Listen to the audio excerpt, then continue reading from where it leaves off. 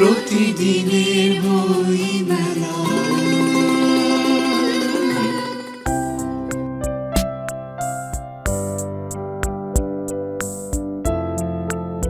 আপনাদের সবাইকে স্বাগত জানাচ্ছি বাংলা লিংক নিবেদিত প্রতিদিনের বইমেলা অনুষ্ঠানে। আমার 21শে বইমেলায় আজকেও ছিল বইয়ের বিভিন্ন স্টলে নানা শ্রেণীর মানুষের ভিড়। কেউ এক একটা বই হাতে নিয়ে ধীরে সুস্থে পাতা উল্টাচ্ছেন, কেউ দেখছেন, কেউ কিনছেন। প্রতিদিনের বইমেলা। বইমেলার অন্যতম অনুষঙ্গ বইয়ের মোড়ক উন্মোচন। মেলায় বাংলা একাডেমির মূল অডিটোরিয়াম আব্দুল করিম সাহিত্য বিশারদ মিলনায়তনে হয়ে গেল কবি ও সাবেক মন্ত্রিপরিষদ সচিব এএসএম আব্দুল হালিমের কবিতার বই উই রিভোল্ট ও বিহঙ্গ কথার আড়ম্বরপূর্ণ মোড়ক উন্মোচন অনুষ্ঠান। অনুষ্ঠানে দেশ বরেণ্য শিক্ষাবিদ, রাজনৈতিক ব্যক্তিত্ব, আমলা, সাংবাদিক, নেতা সহ সাহিত্য সংস্কৃতি অঙ্গনের গুরুত্বপূর্ণ ব্যক্তিবর্গ অংশগ্রহণ করেন। আজকে আমার সৌভাগ্য যে 21শে বইমেলার মধ্যে আমার দুটি কাব্যগ্রন্থ প্রকাশিত হলো এবং এতক্ষণ যে আলোচনা হলো প্রত্যেকে বিদগ্ধ ব্যক্তি। এখানে আমাদের প্রাক্তন ভাইস চ্যান্সেলর, বর্তমান ভাইস চ্যান্সেলর বৃন্দ রয়েছেন, প্রাক্তন সচিব, বর্তমান সচিব এবং অন্যান্য কবি সাহিত্যিক এখানে আছেন। প্রত্যেকেই এই বইগুলি প্রশংসা করেছেন। আমার যে আদর্শে আমি এই বইগুলি লিখেছি, আদর্শ অনুসরণ করে, বিশেষ করে উই রিভল্ট যে বইটি লিখেছি, যে কাব্যগ্রন্থটা লিখেছি, সেই কাব্যগ্রন্থের প্রথম কবিতাটাই হলো আপনার পোয়েমসটাই হচ্ছে উই রিভল্ট। উই রিভল্টের আমরা শুধু ধারণা করেছিলাম, একটা আইডিয়া আমাদের মধ্যে আছে যে উই রিভল্ট শহীদ প্রেসিডেন্ট জিয়াউর রহমান যখন তিনি একজন সাধারণ মেজর ছিলেন তখন তিনি উই রিভল্ট কথাটা দিয়ে শুরু করেছিলেন। উনি ডিক্লেয়ার করেছিলেন একটা যুদ্ধের এবং একটা স্বাধীনতার। কিন্তু ওই রিভল্ট কথাটাকে বিশ্লেষণ করলে এটার মধ্যে একটা আদর্শ, একটা ফিলোসফি, যে দর্শন যে রয়েছে, সেই দর্শনটা বিশ্লেষণ করে আমি এখানে প্রায় অনেকগুলি কবিতা লিখেছি। সেই কবিতার উদ্দেশ্য হচ্ছে যে আমাদের সমাজে যে বৈষম্য ছিল, বিশেষ করে যখন এই বাংলাদেশ ইস্ট পাকিস্তান যখন ছিল, তখন যে বৈষম্য, পাকিস্তান আমাদের মধ্যে যে নির্যাতন করেছেন, আমাদের মা বোনদের যে নির্যাতন করেছেন, আমাদের মানুষদের উপর, সাধারণ মানুষের উপর যে নির্যাতন করেছেন, এবং একটা মানবিক মর্যাদাবোধ সেটা আমাদের মধ্যে ছিল না।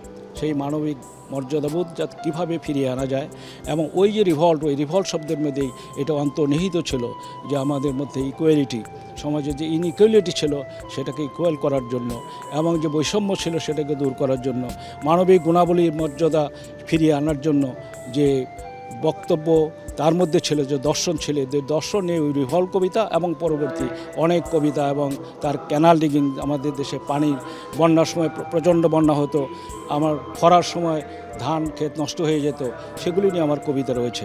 আরেকটি কাব্যগ্রন্থ রয়েছে, সেটা অ্যাপারেন্টলি প্রথমেই দেখলে মনে হয় শুধু প্রেম, মানবিক প্রেম। আসলে মানবিক প্রেম ছাড়া তো কবিতা হয় না। মানবিক, নৈসর্গিক, প্রাকৃতিক এবং পরম আল্লাহ তাআলার মধ্যে যে প্রেম, সবগুলি নিয়েই এই কাব্যগ্রন্থটি। এই কাব্যগ্রন্থের নাম করেছি বিহঙ্গ কথা। এইসব কবিতা যদি সাধারণ মানুষ যদি পড়েন, যারা কাব্যপ্রেমিক, যারা কবিতা প্রেমিক, তারা যদি পড়েন এবং এই আইডিয়াসগুলি, এই দর্শনগুলি যদি মানুষের মধ্যে ছড়িয়ে দেওয়া যায়, মনে হয় আমাদের যে বৈষম্যের জন্য যে আমরা এই আন্দোলন করেছি, বৈষম্যের জন্য যে যুদ্ধ করেছি, তা দুর্বল হবে এবং আমাদের মানবিক মর্যাদা আশা করি আবার ফিরে আসবে। প্রতিদিনের বইমেলা।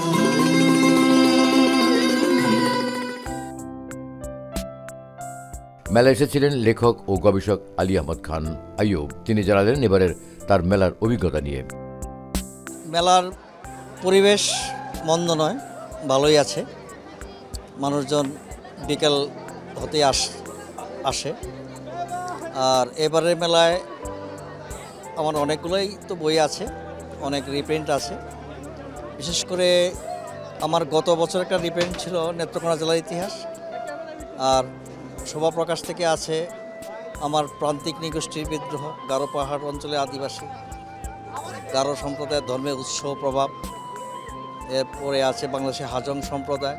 আপন প্রকাশ থেকে আছে হদি, ডালু, বানাই সমাজ ও সংস্কৃতি, কোচ সম্প্রদায়ের সমাজ ও সংস্কৃতি। এছাড়া মুক্তিযুদ্ধের উপরে আমি আগে অনেকগুলো কাজ করেছি। এইবার মেলার যে বেচাকেনা অন্যান্য বারের তুলনায় খারাপ নয়, ভালোই বলতে হয়।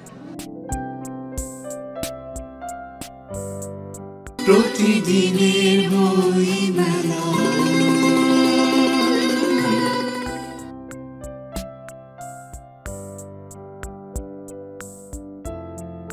মেলায় ঘুরতে ঘুরতে দেখা হয়ে গেল লেখক, প্রাবন্ধিক ও গবেষক শাহ মোহাম্মদ মনিরুজ্জামানের সাথে। তিনি বাংলা ভিশনের সাথে কথা বললেন তার নতুন বই নিয়ে। এবারে বইমেলায় আমার 3টি বই এসছে। কাজী নজরুল ইসলামের উপর 2টি বই। একটি বইয়ের নাম স্মৃতিকথা, বর্ধমান হাউজে কাজী নজরুল। কাজী নজরুল ইসলাম 1926, 27, 28 সালে ঢাকায় এলে উনি বর্ধমান হাউজে অবস্থান করতেন। সে সময় ঢাকায় মুসলিম সাহিত্য সমাজ নামে একটি সংগঠন গড়ে উঠেছিল। তাদের দাওয়াতে কাজী নজরুল ইসলাম ঢাকায় আসতেন। উনি বর্ধমান হাউজে সে সময় অবস্থান করতেন। কাজী মুতাহার হোসেন তার অতিথি হিসাবে এখানে থাকতেন। সেখানে অবস্থান করে উনি চক্র বা কাব্যগ্রন্থ এবং শিউলিমালা গল্পগ্রন্থ এইখানে বসে রচনা করেন এবং চল চল কবিতাটি এই ঢাকায় বসে রচনা করেন। আরেকটি বই এসছে আমার, কাজী নজরুলের কারাজীবন। 1923 সালে কাজী নজরুলের বিরুদ্ধে একটি রাষ্ট্রদ্রোহ মামলা হয়েছিল। এই মামলায় উনি Hooghly jail, Baharampur jail, Alipur central jail এবং প্রেসিডেন্সি জেলে অবস্থান করেছিলেন। এই মামলার নানা বিবরণ এবং জেল জীবন নিয়ে এই বইটি লেখা হয়েছিল। উনি আনন্দময়ীর আগমনে নামে একটি কবিতা লেখার জন্য তার বিরুদ্ধে এই রাষ্ট্রদ্রোহ মামলাটি হয়েছিল। আরেকটি বই আমার এসেছে, ডাক্তার মোহাম্মদ জাকির হোসেন, কাল সমুদ্রে আলোর যাত্রী। ডাক্তার জাকির মেডিসিনের একজন দিকপাল চিকিৎসক এবং লিজেন্ড প্রফেসর। উনি বগুড়া এবং রংপুরে তার অনেকগুলো সামাজিক কাজকর্ম রয়েছে। রংপুরে hyper tension and research centre নামে একটি প্রতিষ্ঠান গড়ে তুলছেন। ওই প্রতিষ্ঠানের নামমাত্র মূল্যে উচ্চ রক্তচাপ এবং ডায়াবেটিসের সেবা দেওয়া হয়। আমরা জানি যে প্রতি 4 জন মানুষের একজনের উচ্চ রক্তচাপ আছে। এই রক্তচাপের কারণে হার্ট অ্যাটাক, কিডনি ফেইলুর এবং স্ট্রোক, অন্ধত্ব বরণ করে। ডাক্তার জাকির নিরলসভাবে এই কাজগুলো উনি করে যাচ্ছেন।